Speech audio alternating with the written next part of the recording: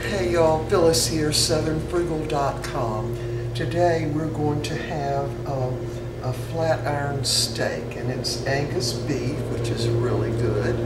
And this is one of the meals because we've been out working all morning and got our work clothes on.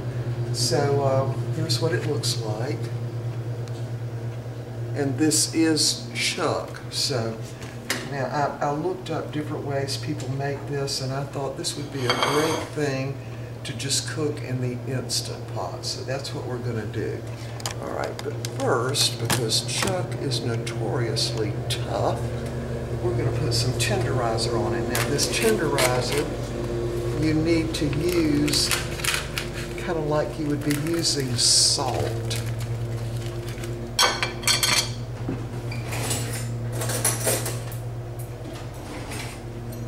So I'm going to take it out. Now this is going to be enough for both me and Bucky.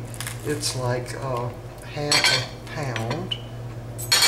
So we're going to go ahead and eat it, even though we generally eat about 4 ounces of meat on this particular thing. We're going to eat the whole thing. So I'm going to put some of the tenderizer on it, just like salt. Now you do not want to use salt when you use the tenderizer. And then I'm just going to pierce it all over. Now, last time I fixed this, they were so tender and delicious I could not believe it. I really couldn't. They were absolutely delicious. So now I'm going to get just a teeny bit of water.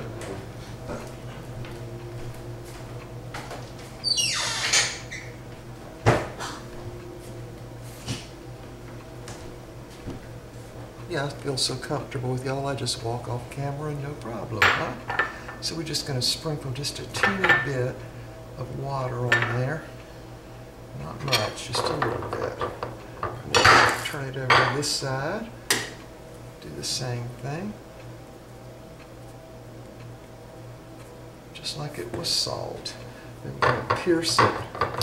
I'm just using 2 little salad forks.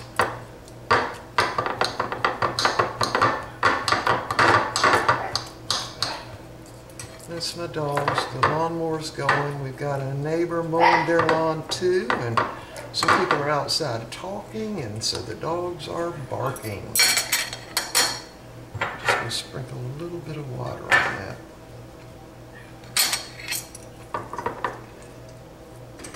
We'll go ahead and cut that in 2.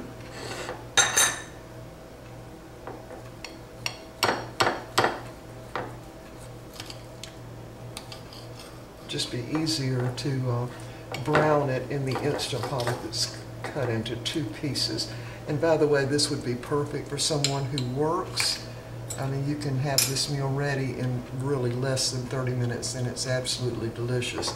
So we're going to leave this sitting here. And I wanted to tell y'all about I got my black drip pans, and I also got a new burner for this one over here. The other 3 are original Whirlpool burners, and they work fine, but let me show you what happened to the one that wasn't.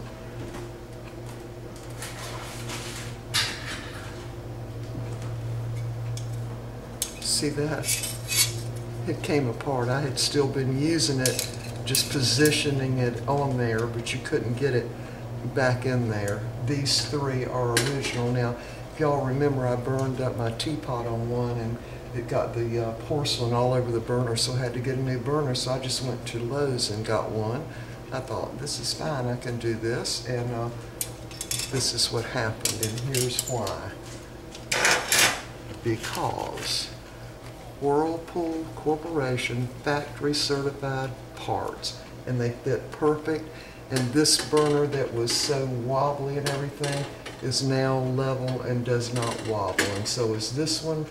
Everything is perfect. And I did get the black porcelain, and I can tell you they're thicker than the ones that you can get at Walmart or Lowe's, and you can tell as soon as you put them in, they fit perfect. So anyway, so much for getting factory certified parts instead of made by somebody else. Yeah. All right, so we're gonna let this steak sit for, I don't know, maybe 10, 15 minutes. And I'm gonna go ahead and wash 2 potatoes, peel 2 carrots, and peel that onion right there, and we'll be right back. All right, we are back, and I've got my potatoes washed and scrubbed. I got my onion peeled and the carrot peeled. And I want to show you this about the onion. Sometimes if you leave as much of this on the bottom as you can, and then just cut it in half, it doesn't come all apart in the Instant Pot. See, it's still got everything attached right there at the bottom. All right, let's see if we can get some more light in here. Excuse me. Okay, so we've had the steak, actually it's only been sitting here about 10 minutes. So I'm going to put a little of the light tasting olive oil on it. And I don't have any oil in my pot yet. I'm just putting it actually on the little steak itself. And you definitely want to brown the meat to give it that really, really good taste. So I'm going to drop it in. It's going to sizzle and pop. And I'm going to put my little cover over it so it doesn't get grease all over my kitchen. All right, y'all ready? Here we go. I'll put that fat side down first.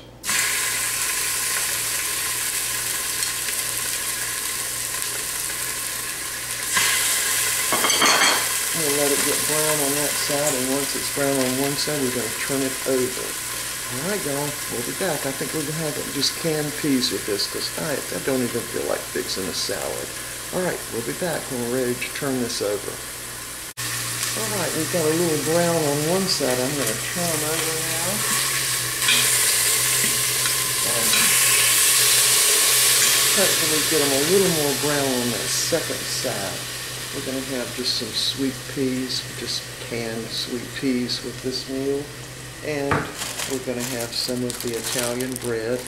Now I slice this up when I get it from the store, so we eat about 1/3 of a loaf with each meal. I love it, and Mr. Bucky loves it. Oh, let me talk to you about that. So a couple of days ago, I was at Walmart. I can't remember what I had to get, something. And so I wanted to get some Kaiser rolls because when I did my grocery pickup, they said they were out of Kaiser rolls. Well, we love them, and we have to have them, especially for hamburgers, because we use them as hamburger buns.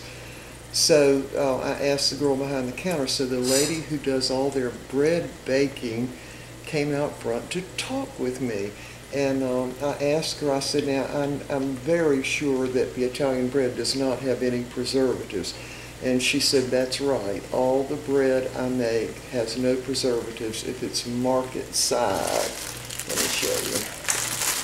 I think you can still, well, you can still market side. And that bread is made in their kitchen back behind the bakery. It's all made in-house. There's no preservatives. And so I got 3 loaves of Italian bread last time, and I didn't get any of the Kaiser rolls, so I got 6 Kaiser rolls. Now, if you get them out of a little bin where you pick them out yourself, they're only 22 cents each. If you buy them in the pack, already packaged up, they're $2.74. I think I told you all about this on a video one time before. But anyway, I was delighted to hear all she had to say about the bread. And she said when they first started making it, Walmart's rule was there will be no preservatives in the bread. So I think they might be trying to compete a little bit with Publix with the baking the bread. But you can't really smell it baking in the store. I guess they have fans or something. In Publix, you can smell it all over the store. But anyway, so I got the Kaiser rolls, put them in the car, and before I got home, the whole car smelled like fresh baked bread. I kid you not. They are that good. They really are. So anyway, all right, so I'm sure this is brown enough now. Let me check.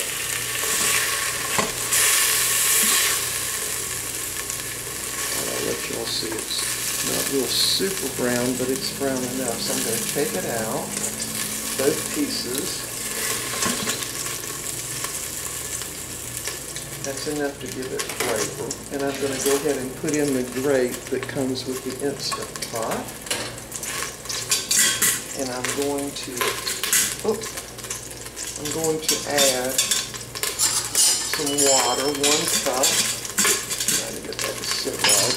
I'm going to add 1 cup of water. And that's going to cook up all that good brown stuff on the bottom.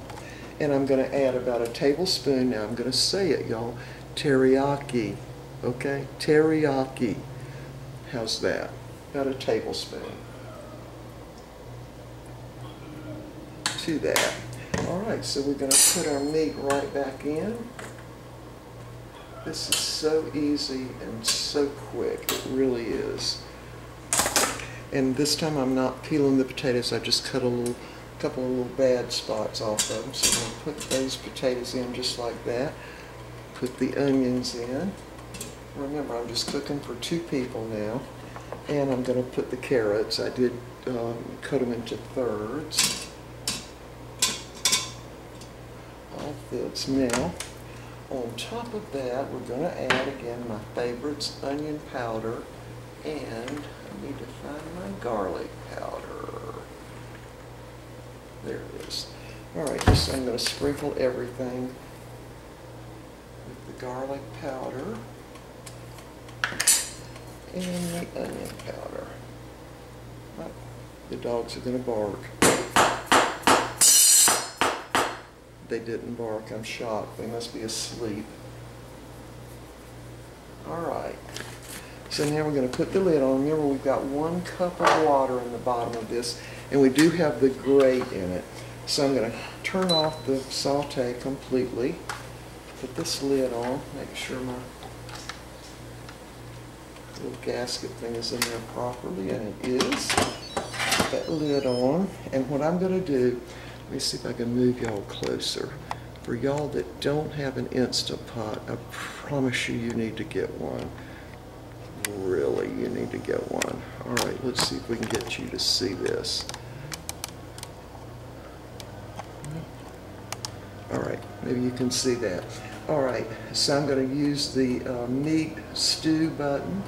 Just push that. It says 35 minutes, and the last time I cooked these, I cooked them 35 minutes, and you could cut the meat with a fork. So here goes the lawnmower again, but we'll be back in 35 minutes. In the meantime, I'm going to go ahead and put the peas on to heat and get the bread ready and the tea. So we'll see you back here in about 35 minutes.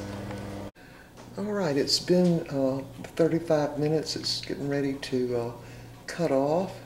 It says it's got a minute to go. And what I'm going to do is let the steam out myself, because I don't have time to wait for it. All right, there it is. Oops, sorry. All right, so I'm going to go ahead and cut it off. And I'm going to turn that little vent forward. And I'm also going to turn my fan on to take out the steam.